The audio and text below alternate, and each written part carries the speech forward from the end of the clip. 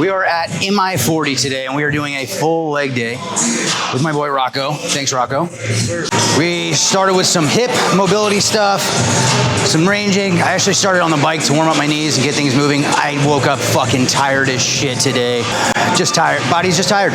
But we're still here. We're still doing it. We're still getting the work in. I warmed up on the bike for a little bit. Then I started with some abduction and some mobility stuff for hamstrings and opening up my calves. We're gonna go into some pre-exhaustion with leg extensions.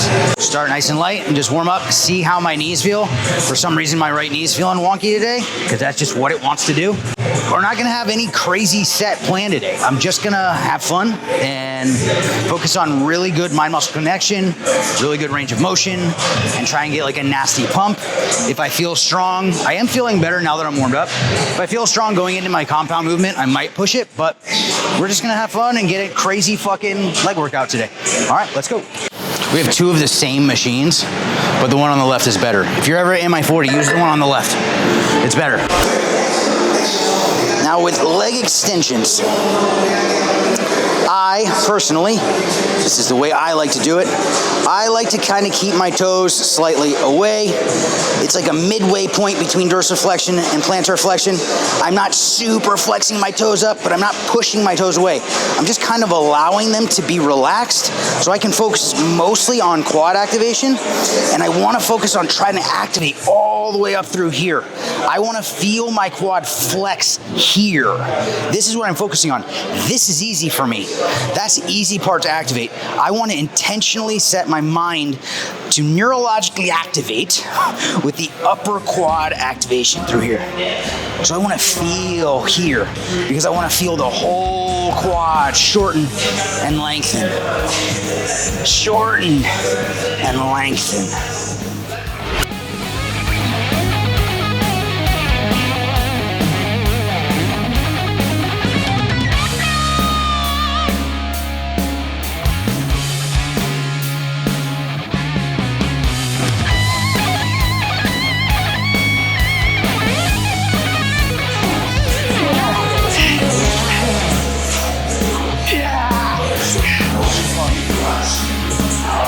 Yeah. That's it. Oh, fuck.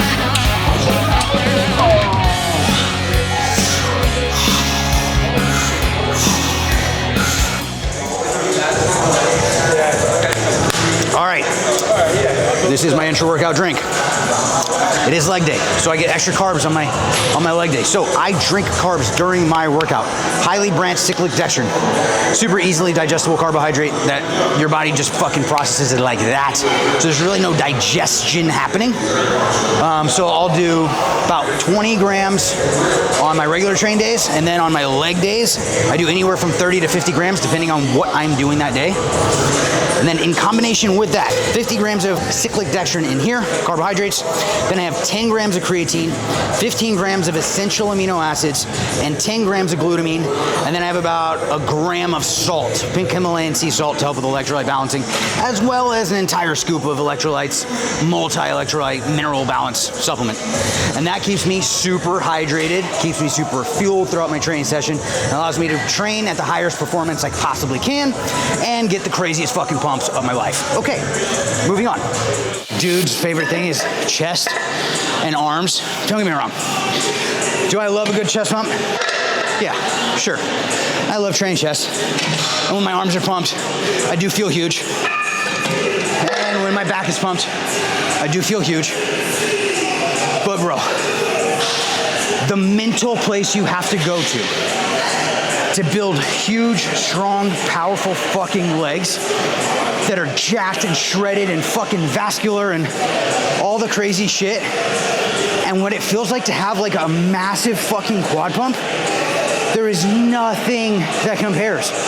It's the greatest fucking feeling. Like, it's such a powerful feeling when my legs feel like they're like almost in the way of each other when you're walking. It's fucking incredible. I love this shit. And I can push myself mentally to that fucking dark, animalistic place. That's fun. That's fun for me. The prime leg curl.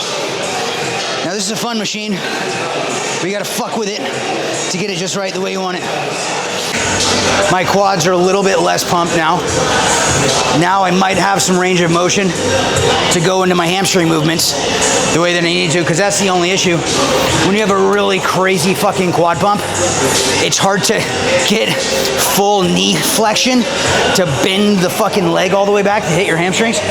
So after leg extensions, I kind of have to like let the blood move around. Is a lying hamstring curl, and what I'm gonna do is I'm going to bring my feet and knees together and point my toes away so that I'm hitting the inner part of my hamstring to add more 3D look to my adductors and my hamstring complex so that my legs look bigger from the front and the back, right? I like to do that because it helps with knee health. Also, for aesthetic purposes on stage, you want your legs to look as big from front to back, side to side.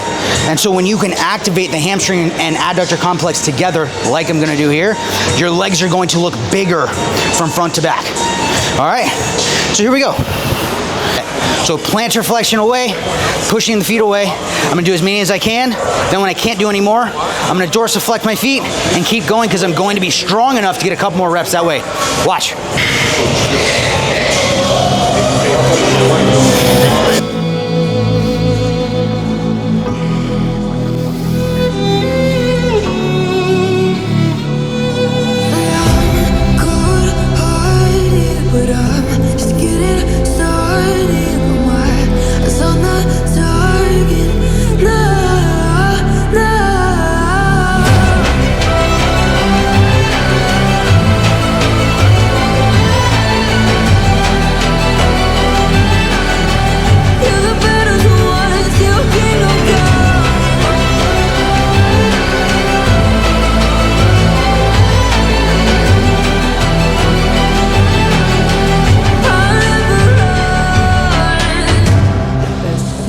The only problem that I have with leg day, it's really, really hard for me not to train to failure because I try to manage stress and recovery.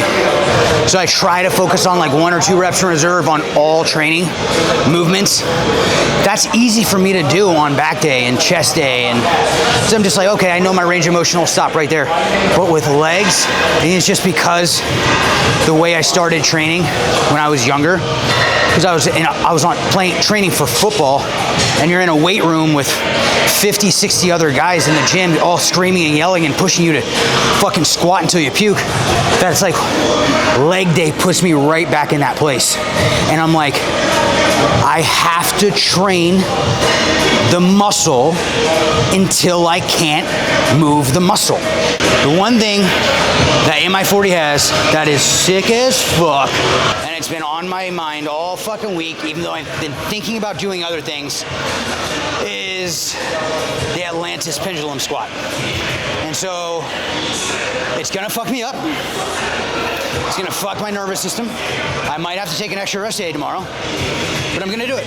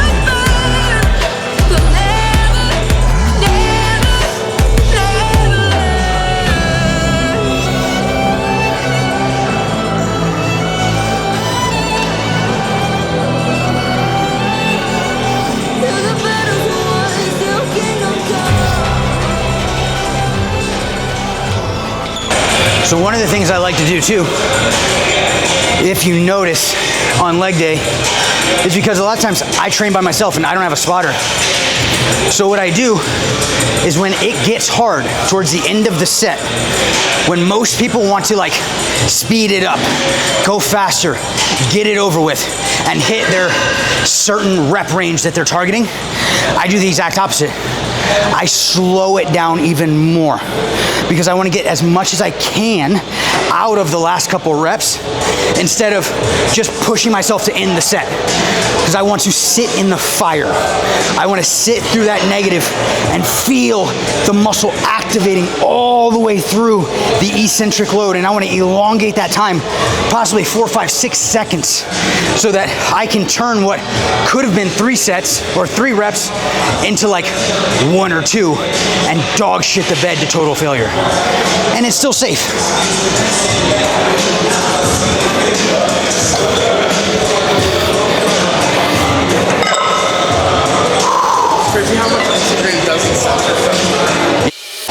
All right, the other thing I want to do here is I want to get this motherfucker as deep as I can so that I have a constant tension on the muscle. So I'm elongating the range of motion. So what I'm going to do is I'm going to push down on the machine a little bit so I can get all the way into the deepest hole, nice and deep like.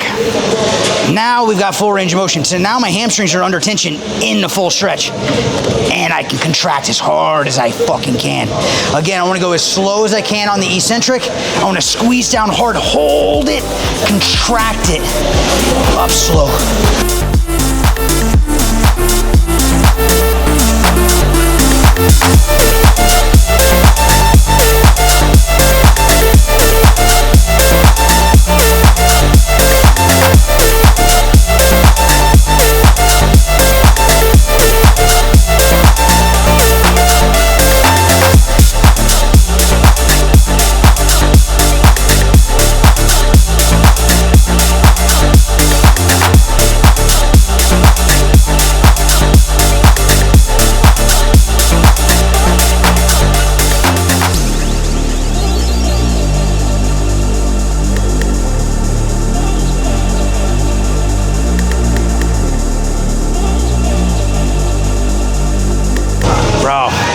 Lunges, I love them. I feel like they pump up everything.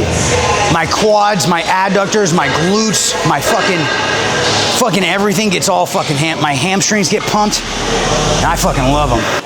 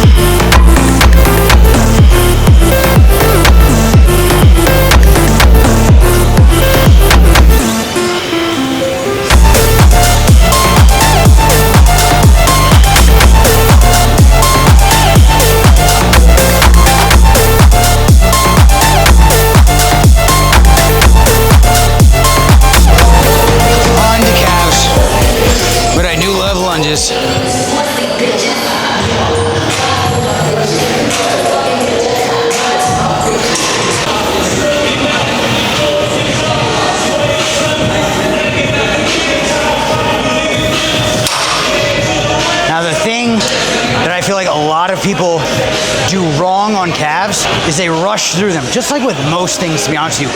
I feel like everyone would get more benefit from their training if like their speed in half and doubled the amount of time that they were under each phase of the training session.